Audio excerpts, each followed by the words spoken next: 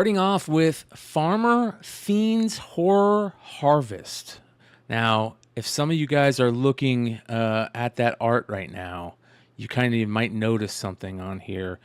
We talked about a book I think it was last week or maybe the week before, that was pretty unbelievable I think it was maybe the week before on the Almost 10.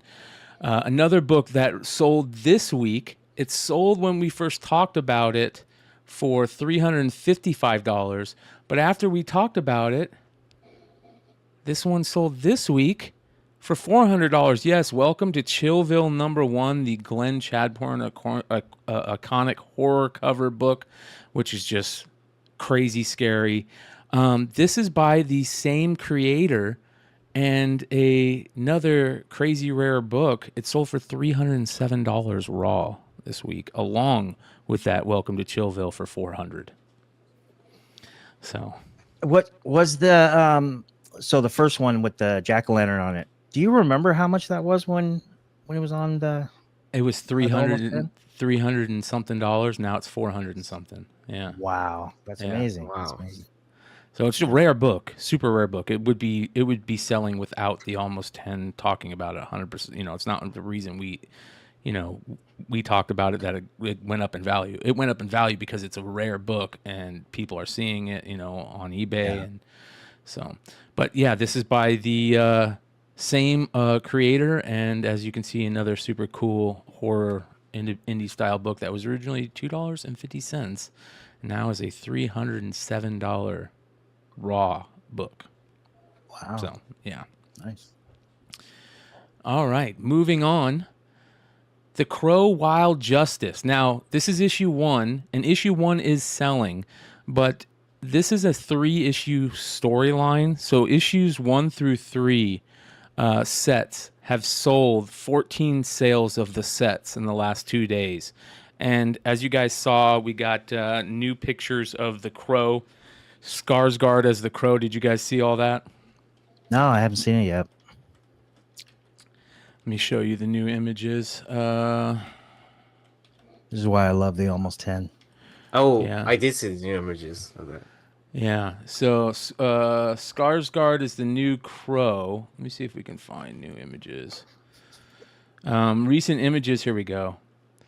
So this is what recently came out. Images of him looking pretty white trash. Shredded. Yeah. Jared Leto Joker. Yeah, white trash Jared for Leto sure. Joker light. Yeah, good call. Everybody So when shout they out to saw this, Discord.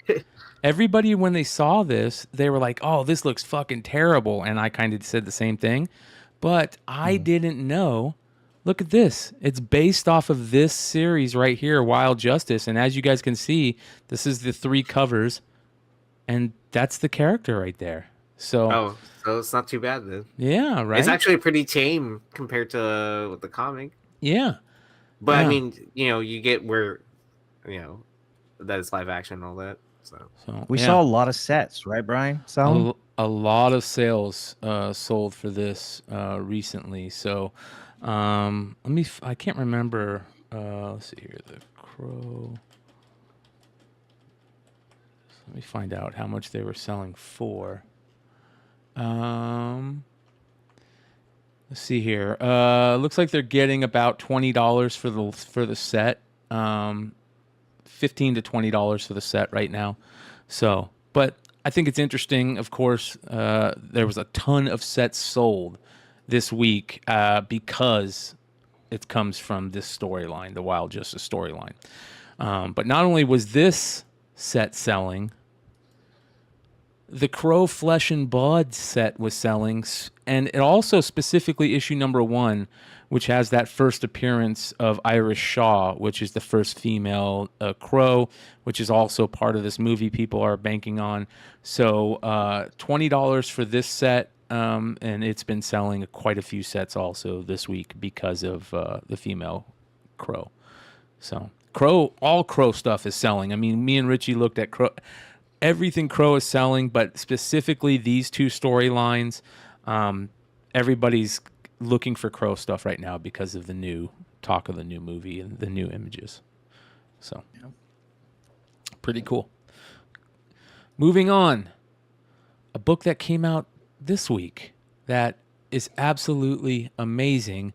Spider-Punk Arms Race issue number 1, the Maria Wolf 1 in 25 punk rock's fucking variant. I mean, that is punk rock right there. And you know she's going to put out a good punk rock cover.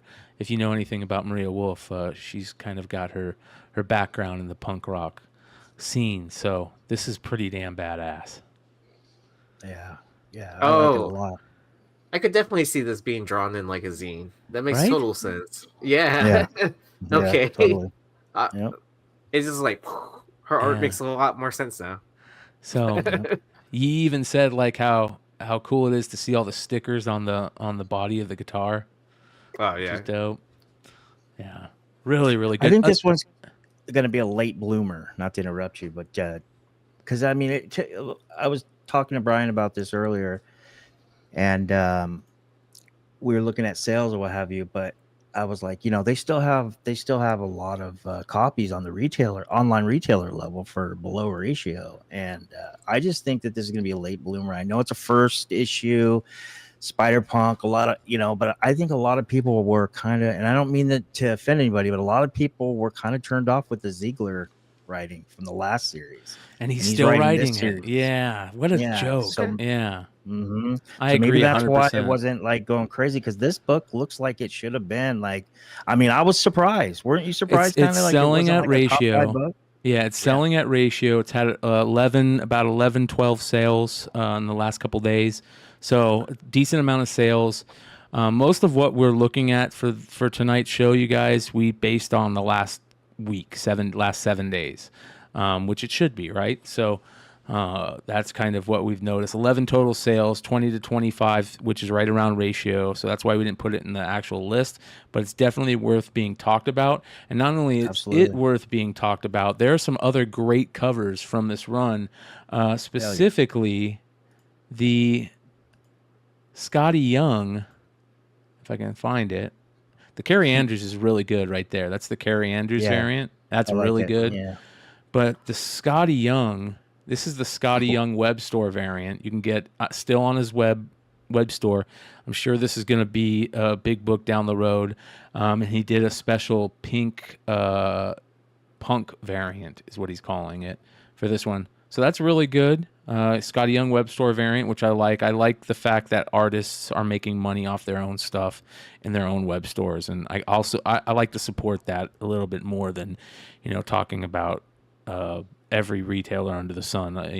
Even though I do support a lot of good retailers out there. Shout out Bird City, shout out Wanted Comics, shout out Jesse James Comics, Wonder World Comics, Hive Comics. There's a lot of them that we love. So this is another good one right here. This is the Grassetti variant. So a lot of good variants for the Spider-Punk arms race stuff. But the Maria Wolf is a 1 in 25 ratio that I think hopefully we'll get little bit more love. And there is a 1 in 100 to this, I think?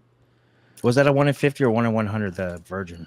There. Is it a Copiel? Yeah, it's a 1 in 100 Copiel variant, which is just a version of the Copiel, and it's really not that good. I mean, it's decent, but it's not great. No. Hey, Brad, I have a question about the Scotty Young. When you went on to the site, did you by chance see did they have a limited print number or anything? Or? They didn't. I think it's limited to 3,000 and 1,000. 3,000 for the trade dress and 1,000 for the pink variant. That's what I would think, and I'm not 100% sure, but they were expensive. I think we looked at them and they were like $20 or $30 a piece or something like that. So. If he was going for that stencil look or whatever, he should have just gone full Banksy on it. I think he did a good job. I think it's really good. So I like it. Yeah, I mean, I think this is. I honestly, I know Scotty Young doesn't do a lot of ratios, but I would be stoked if that thing was a ratio, like a 1 in 10. I mean, I would even pay up to a 1 in 25 for that easily. That's a dope cover right there. Oh, I meant Copio. Oh, the Copio? Yeah. If he was going for the stencil look, he should have just gone full Banksy on it. Like where it's like a punk, the punk throwing the bouquet of flowers. Yeah. That would have been lamp. Next, we've got an interesting sketchbook. We love our artist sketchbooks around here, the OG ones especially. This one's from 2003, Adam Hughes Convention Sketchbook. This is not actual size. The 2003 sketchbook, and as you can see, old school Adam Hughes, Power Girl on the cover. He always got funny names for all his sketchbooks and funny covers, and there was a lot that sold this week. If you're looking for Adam Hughes sketchbooks, keep your eye open on eBay because you can get them, a lot of them for less than $100. This one though, this one sold for $300 raw. So it is ash can sized. Also, by the way, a lot of his sketchbooks are smaller, but still they're super collectible. We've talked about many on the Almost 10. We've probably talked about this on the Almost 10 before. There's multiple books on tonight's Almost 10 that we've probably talked about before, but we're talking about them because there's recent sales on these too. So, good shit. Is this the first time he signs "ah"? I don't know. That's a great question. I bet you there's a point. I bet you there's a point where he started doing that because in his old covers he signs it Adam Hughes. Right, I remember that. Yeah, he didn't always do that. I wonder if that's a thing, right? Is it? Yeah. Does anyone care? I don't know. Who knows? It's easier just to go AH. I think it's cooler too. He's got a little style to it. All right, moving on. All right, this is super cool. Time magazine. This is from September of 1947, specifically volume 50, I think they call it. Doesn't make sense for calling it volume 50, but that's what they're calling it. But I don't know if that's true. This is number 12, I think. No, wait. It says, maybe I'm wrong on that volume 50, number 12, but it is the Jackie Robinson cover from September of 1947. And this is a super cool issue, great cover. It's celebrating his break into the major leagues and him, being that rookie of that year and just destroying Major League Baseball, and what a momentous event it was for him to break the color barrier. And this is a great book to pick up if you're a fan of, the Brooklyn Dodgers or Jackie Robinson or just baseball in general. Yeah, this is super cool. A CGC 3.5 of this sold for $360. Wow. Yeah. I'll be honest with you, that feels like kind of a good deal. It is. Honestly. No. If I had the money, and I would definitely pull the trigger, especially if the presentation's there. Shit. A 5.0 sold in October for $561 by Goldens. So when you said time, I was so scared you were about to say the Pokemon covers. No. Yeah, what a waste of money, Pokemon sealed packs. That's a beautiful piece of art, though, right there. I mean, just gorgeous.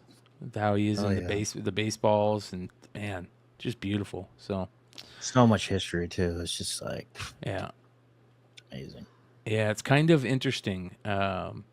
It's with all the baseballs being white like that, right? It's kind of made you think was that what they were thinking, right? A white man dominated sport, and here's Jackie, right there in the middle, just standing out. Whether they meant it to be that way or not, but in the white frame too, like the white on frame. white. Like, yeah. Good call on that. And this would be worth picking up just a beat copy just to read it, right? Just to check it out. Oh yeah, definitely. Yeah, I'm sure you could look at microfiche though of it. Yeah, I guaranteed. Yeah, there's probably so many of the magazines you can find it. All right, moving on. G.I. Joe, Real American Hero. This is issue number 103. There was a lot of really cheap sales on G.I. Joe 9/8s. I mean, there's a lot of cheap sales on a lot of 9/8s recently, you guys. If you watched last Wednesday's show, we looked at a seller that's a big seller on eBay and looked at his recent sales on a lot of 9/8s. He had a lot of 9/8 ratio variants of big books that we've talked about in the last couple of years, and they sold for so cheap, you guys. I mean, some of them for the price of grading, and it's just mind-blowing. This is a super cool book right here that I didn't really think of too much until I saw it in a CGC 98, and it looks gorgeous, especially the direct version. I like the direct version because the direct version has the American flag in the box there on the bottom, and it just looks really good on a G.I. Joe cover. And I love this version of Storm Shadow because if you guys know G.I. Joe, this is when Storm Shadow comes over to the good guy size, right? This is what version 2 of Storm Shadow, and he becomes a Joe and starts, training and teaming with Snake Eyes, and it's just a great cover. It's late in the run, as you guys know. It's not super late, but G.I. Joe ends at 155, and when you get in the hundreds, it starts getting tougher to find, especially some of those in the newsstand. But this sold for $125 for a 9.8, and I don't think that's a bad price to pay for a cool book like this. Nope. Yeah, I've never seen that direct edition with that American flag, or maybe I just didn't notice it. It's really cool. Yeah, that's the main reason I put it on here, because when I saw that, I went, holy shit, that is cool, man. I mean, it's a cool book to begin with, but then when I saw the American flag on there, and, it kind of makes the direct version a little cooler than the newsstand. I agree. Nice. I think they do it for a certain chunk of the run, right? Like that? I don't know. I have to look. I'll have to look. Yeah, JC's Comic Stuff says Flops uses this color palette. Yep. It's cool. Flops has a new Mad Love Comics and Art book cover coming out. That's gorgeous, so make sure you guys go check that out. All right, moving on. Next, let me do this.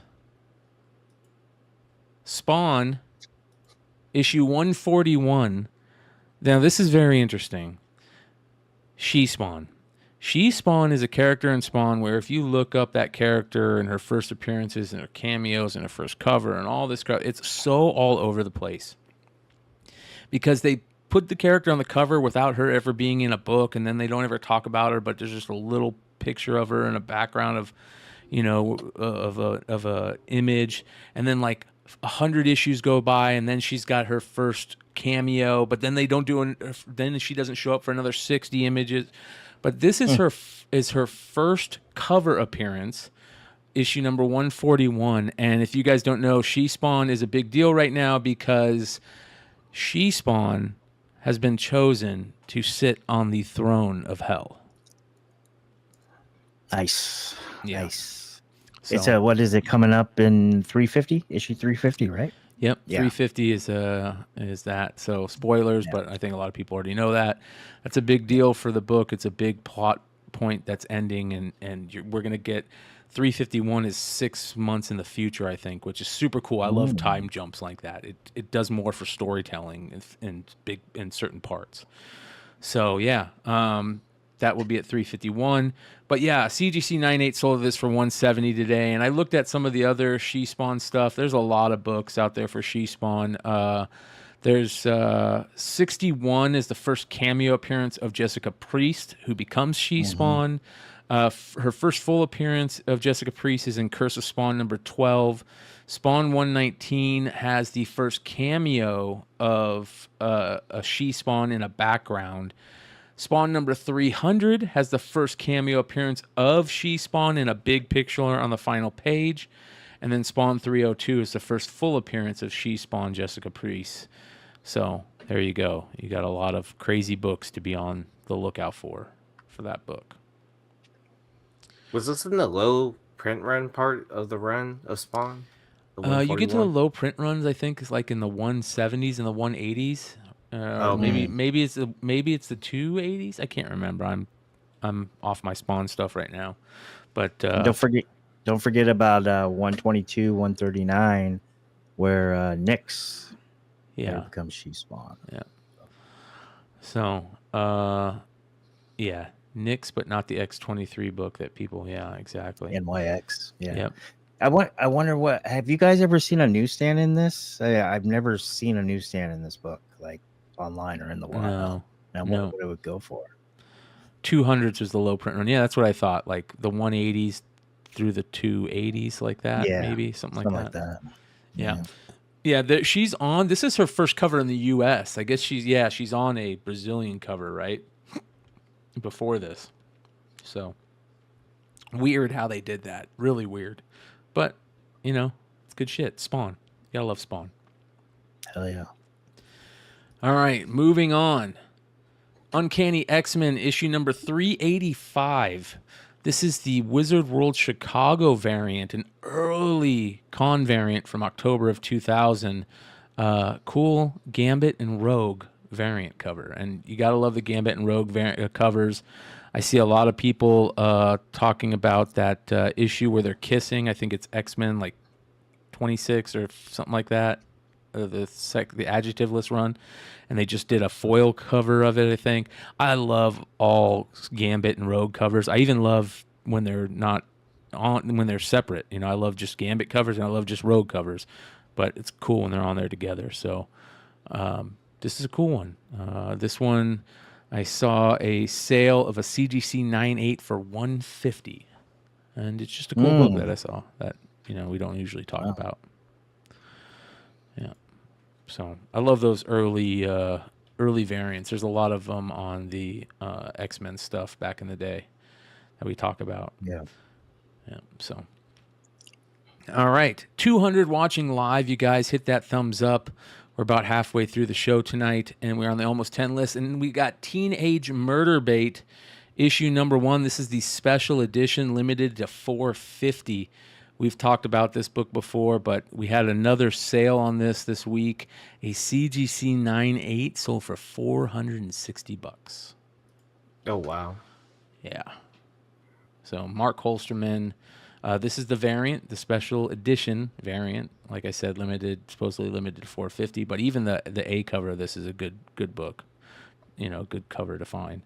Very weird cover. It feels like Frazetta-esque with a little bit of Bruce Tim maybe, but it's like kind of off proportioned. It's just a weird cover, man. Like the head looks way too the head looks too big for the rest of the body, but oh man, it's a crazy cover. Yeah, fucking weird. Definitely. Yeah. It's because it's a Murderbait cover. Yeah. That's and dude, so what does it say for this book? It says hold on. Talks about have you seen what this book is about and shit like that? It's pretty crazy, dude. It's pretty crazy. No way my search history is going to have Teenage Murderbait. Yeah, this is a crazy. I'm laughing at the chat, sorry. Yeah. This is a weird one. But speaking of Bruce Timm, next, a Bruce Timm book. Bruce Timm, Naughty and Nice. This is the teaser for his Naughty and Nice sketchbook. This was released in 2012 at San Diego Comic-Con. It's a teaser for the Naughty and Nice Good Girl Art of Bruce Timm sketchbook, which has different covers. This is they have a couple different covers for this book, but the teaser is probably the best cover. I think it's the best cover. This is the teaser cover, and this sold for $113 raw. Pretty cool sketchbook. And I think there's only 1,000 of them. There might be 1,000 or less on this one. So many people breaking the long story short rules. Why are you guys buying all these on eBay? Yeah. So, moving on. This is an interesting one. I Magazine, Volume 2, Issue number 2. This is a British magazine from 1969. I think it's British. I could be wrong, though. But it's from Hearst and Marvel in 1969. The reason Marvel is part of it, because there's an ASM mini comic attached to it, as you can see on the front there. And this is pretty interesting. A beat-up copy of this sold raw for $113. So I don't know what a nice copy would sell for, but it's got that. You can find them out there with that Amazing Spider-Man still on the cover. It's like probably like a 10-page book, and it's just a little thing. So for all the Amazing Spider-Man, Pokemon collectors out there that got to get them all, here's another one to look for. I Magazine from 1969. There was that also kid one totally of these. He looks super British. There was or at least European. Yeah. Well, here's the difference. So one sold of these from Heritage raw in 2012 for $42 in good condition, and the one that sold today was rough. but it still had the Amazing Spider-Man, and it sold for 3 times that. So pretty cool. So on the heritage page, does it say like buy it for like 20 times the price? I don't know. Yeah, who knows? But yeah, it's supposed to be pretty cool. I love these old like pop magazines type thing. I think they're like they talk about all pop culture back in like the 60s and stuff. So